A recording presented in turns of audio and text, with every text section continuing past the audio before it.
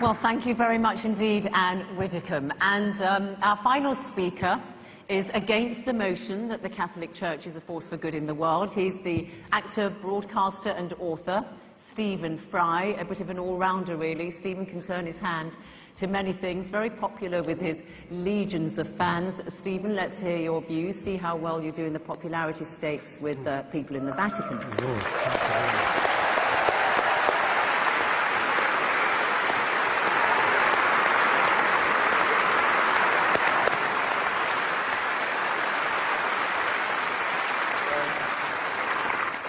Ladies and gentlemen, there are occasions, as Gwendolen remarked, in The Importance of Being Earnest, when it becomes more than a moral duty to speak one's mind, it becomes a pleasure.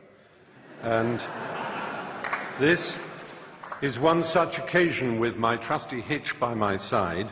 I am very proud to be here, but also very nervous, very worried. I've been nervous all day, and the reason I've been nervous is quite simple, and that is that this motion matters to me. It matters to me greatly. It's not a joke, it's not a game, it's not just a debate. I genuinely believe that the Catholic Church is not, to put it at its mildest, a force for good in the world. And therefore it is important for me to try and marshal my facts as well I can to explain why I think that. But I want first of all to say that I have no quarrel, no argument, and I wish to express no contempt for individual devout and pious members of that church. They are welcome to their sacraments, they're welcome to their reliquaries and to their Blessed Virgin Mary. They're welcome to their faith, to the importance they place in it, to the comfort and the joy that they receive from it. All of that is absolutely fine by me. It would be impertinent and wrong of me to express any antagonism towards any individual who wishes to find salvation in whatever form they wish to express it. That, to me, is sacrosanct as much as any article of faith is sacrosanct to anyone of any church or any faith in the world. It's very important. It's also very important to me, as it happens, that I have my own beliefs. They are a belief in the Enlightenment. They are a belief in the eternal adventure of trying to discover moral truth in the world. Discover. It's a terribly important word to which we might return. It's a fight, it's an empirical fight. It's one that was begun in the middle of the last millennium. It's given the name the Enlightenment. And there is nothing, sadly, that the Catholic Church and its hierarchs likes to do more than to attack the Enlightenment. It did so at the time. Reference was made to Galileo and the fact that he was tortured for trying to explain the Copernican theory of the universe. That's history. History, as Miss Widdicombe has reminded us, is irrelevant. It's not important. All that matters now is that billions of pounds go out of this extraordinary institution to relieve the poor around the world and make the world a better place. History is of no importance whatsoever. Well, I beg to differ. History whinnies and quivers and vibrates in all of us, in this hall, in this square mile. Let's think about this square mile. I'll come back to it in a moment. But first, Christopher made mention of limbo. It seems so tedious and so silly, one of those little casuistic games that Thomists and others play. Aquinas and Augustine of Hippo both proposed this extraordinary idea that babies who were unbaptized would not know heaven. They also proposed the idea of purgatory, which doesn't exist in the Bible. There's absolutely no evidence for it.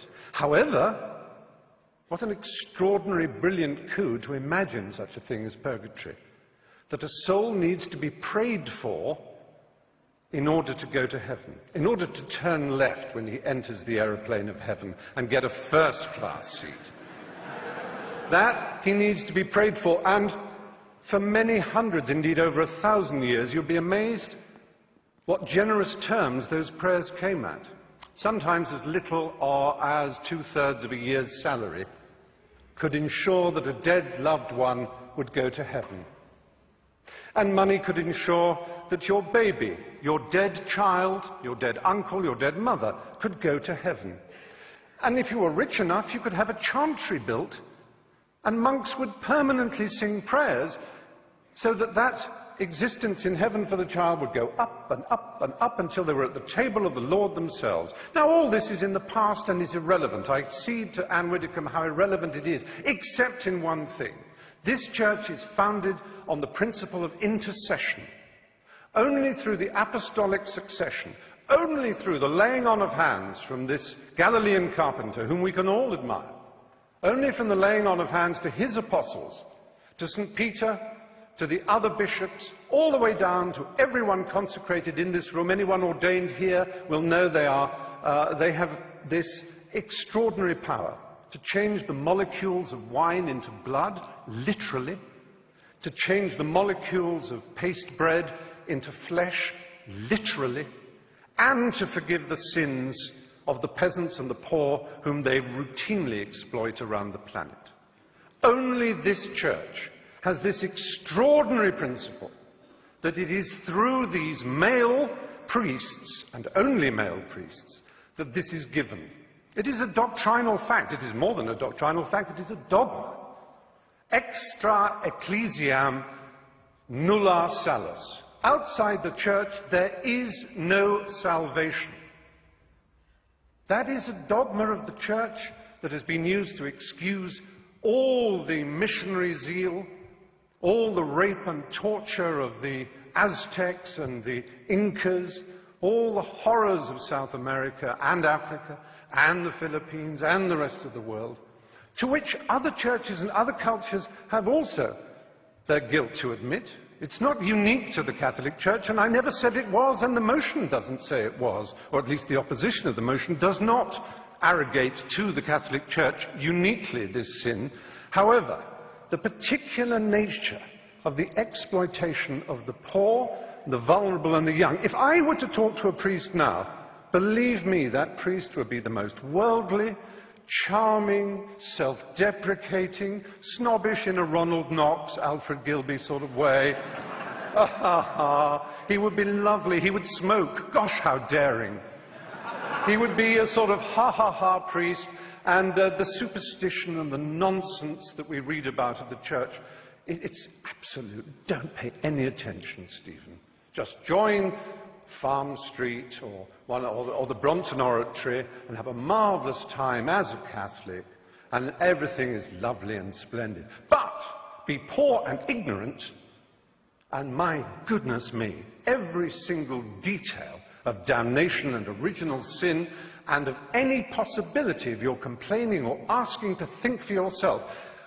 I said, let's think of this square mile. Just imagine in this square mile how many people were burned for reading the Bible in English. And one of the principal burners and torturers of those who tried to read the Bible in English here in London was Thomas More.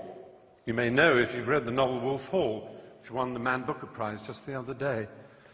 Now, that's a long time ago. It's not relevant, except that it was only last century that Thomas More was made a saint, and it was only in the year 2000 that the last Pope, the Pole, he made Thomas More the patron saint of politicians. This is a man who put people on the rack for daring to own a Bible in English. He tortured them for owning a Bible in their own language. The idea that the Catholic Church exists to disseminate the word of the Lord is nonsense. It is the only owner of the truth for the billions that it likes to boast about, because those billions are uneducated and poor, as again it likes to boast about. But they are the ones it can tell and bully and domineer. And then we come to children. Well, it's all very well to say the world didn't know better. The world had no knowledge of how dangerous a crime child abuse was. I want to read you some of the words of Ratzinger, the current Pope. Staggers me to admit that he is the head of state of a country. Incidentally, Anne Widdecombe said, "We didn't have the power of a nation-state." Yes, you do. You are a nation-state. Yes, I wrote it down. You mentioned that. You are a nation-state.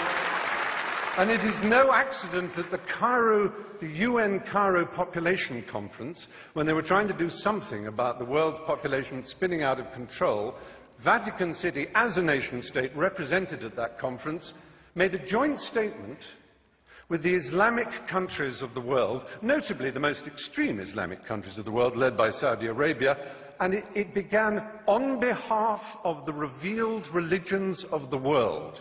And what it did was essentially hobble and veto any possibility of women's sexual freedom in the world, because, as we know, the Islamic religion and the Catholic Church have never been anything other than implacably opposed to women's choice in their own bodies and their destinies.